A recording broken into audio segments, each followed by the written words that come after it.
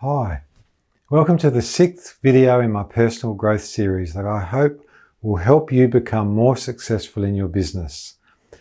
As a business owner myself for many years, I understand the challenges that you face.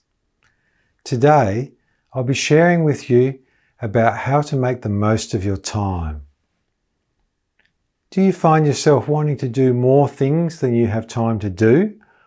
Do your days always seem to race by with half the things on your to-do list still not done by the end of the day?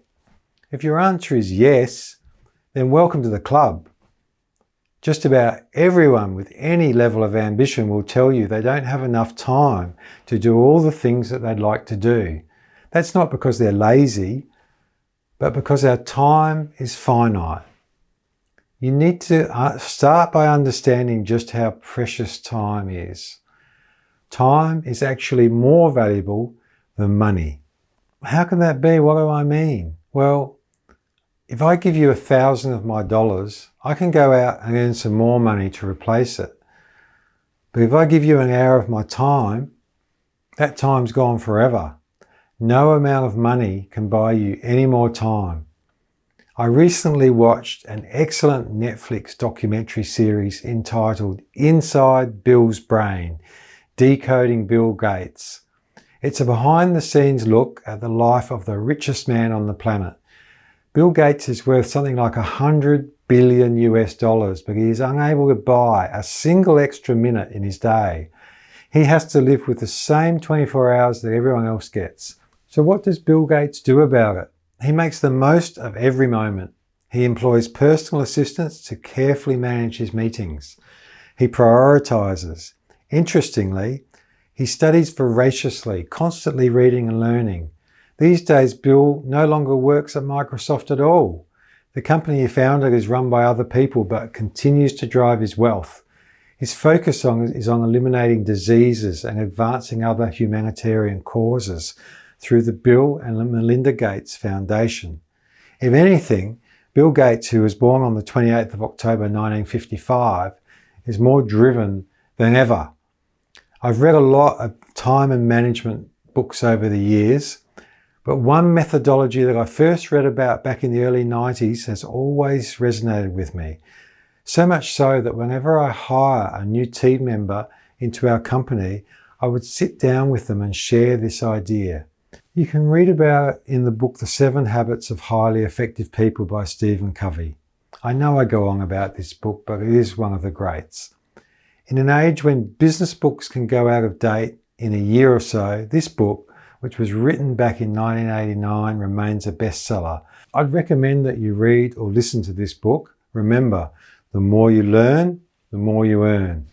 There are many wise teachings in this book, of which the 4 quadrants that I'm going to share with you now is just one.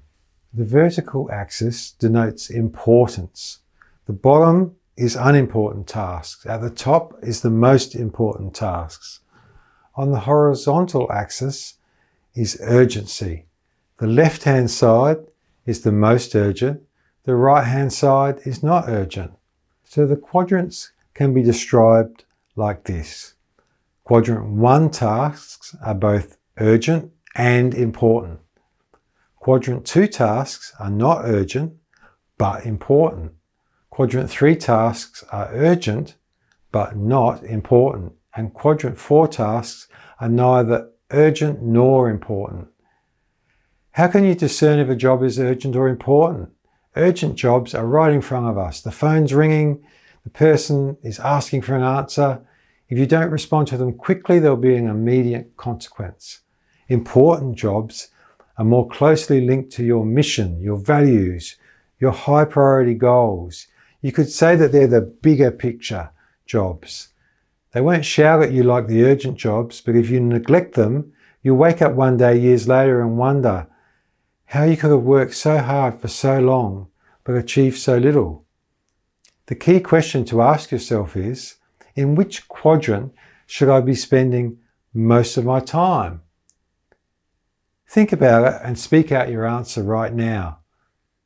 I've asked this question many times over the years to my new staff members and other people that I've trained. Chances are that you gave exactly the same answer that almost all of these people gave me. Quadrant 1, of course, because that's urgent and important. Please don't take offense, but you're wrong. The key to long-term success is to spend as much of your time in quadrant 2. Not urgent, but important. Note that I added the words long-term before success. Right now, you might well have a pile of quadrant 1 tasks that are demanding your attention. But if you shift your thinking, you'll gradually be able to make more time for quadrant 2. Spend your time in quadrant 2 and your benefits will include vision, perspective, balance, discipline, control, and fewer crises. On the other hand, if you spend your time in quadrant 1, your business life will be accompanied by stress, burnout, crisis management, and constantly putting out fires. So exactly how can you make this change? Initially, the low-hanging fruit will be quadrant 4. You should try and eliminate these non-important, non-urgent tasks entirely. Quadrant 3 tasks should be batched up and done as quickly as possible, or better still, delegated. Get someone else to do them for you. Allocate all the time you've saved into quadrant 2 tasks. These include things like working on your business, not in your business, budgeting, planning, learning, making important decisions. If you procrastinate on the quadrant 2 tasks, they will migrate across over time to the left to quadrant 1. Meanwhile, there's no avoiding the fact that right now you have to deal with the existing quadrant 1 tasks that are upon you and have to be acted on right now. It might take months or even years to restructure your life and your mindset to eliminate quadrant 1, and you probably will never fully achieve this. But even if you can increase your quadrant 2 time from, say, 5% to 20%, that would still be a 4-fold increase that would reap huge benefits for you. To summarize, remember that your time is your most important asset. Think carefully about how you spend it and prioritize the important over the urgent. I hope this video has given you a helpful plan for how to allocate your time. In the next video in this series, I'm going to look at another aspect of how to make the most effective use of your time. If you'd like to get my future videos as soon as they're posted, then please subscribe to my series.